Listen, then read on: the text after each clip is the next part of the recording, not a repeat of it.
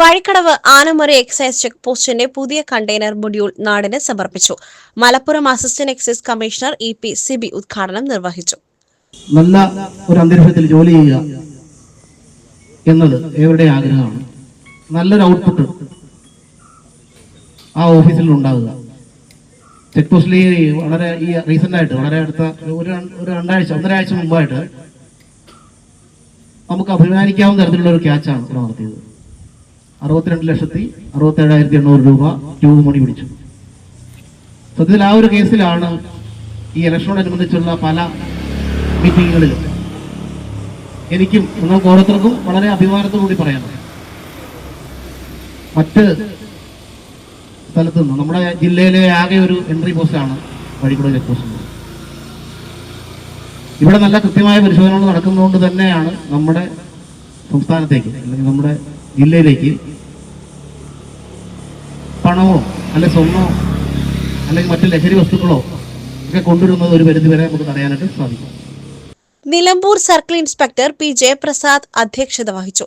സിഡ്കോ പ്രതിനിധിക്കുള്ള ഉപഹാര സമർപ്പണം assistant excise commissioner നിർവഹിച്ചു.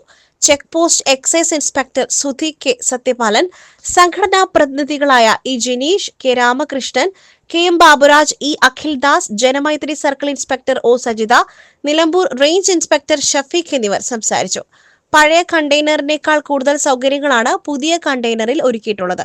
ഇൻസ്പെക്ടറുടെ മുറി, ഓഫീസ്, വിശ്രമമുറി എന്നിവയെല്ലാം ഒരുക്കിയ കണ്ടെയ്നറിൽ 3 എയർ കണ്ടീഷനുകളും ഒരുക്കിയിട്ടുണ്ട്.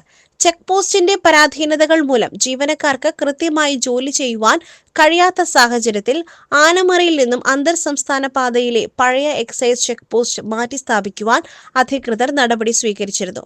കള്ളക്കടത്തുകാർക്കും ലഹരി മാഫിയയ്ക്കും പുതിയ ചെക്ക് പോസ്റ്റ് തുണയാകുമെന്ന പൊതുജന വികാരം ഉൾക്കൊണ്ടാണ് നിലവിലെ സ്ഥലത്ത് തന്നെ പുതിയ കണ്ടെയ്നർ മൊഡ്യൂൾ എക്സൈസ് അധികൃതർ സ്ഥാപിച്ചത്. 2 മാസം മുൻപാണ് പുതിയ കണ്ടെയ്നറിന്റെ നിർമ്മാണ പ്രവൃത്തികൾ ആരംഭിച്ചത്. അസൗകര്യങ്ങളുടെ നടുവിൽ പ്രവർത്തിച്ചിരുന്ന ചെക്ക് പോസ്റ്റിൽ ദുരിതം പേറിയാണ് ജീവനക്കാർ ജോലി ചെയ്തിരുന്നത്. എല്ലാവിധ സൗകര്യങ്ങളോടും കൂടിയാണ് പുതിയ കണ്ടെയ്നർ മൊഡ്യൂൾ സ്ഥാപിച്ചിട്ടുള്ളത്. ഇതോടെ അന്തർ സംസ്ഥാന പാതയിലെ ലഹരിക്കടത്ത് സംഘങ്ങൾക്ക് ഒരു പരിധിവരെ കടിഞ്ഞാണിടുവാൻ എക്സൈസ് വകുപ്പിന് സാധിക്കും.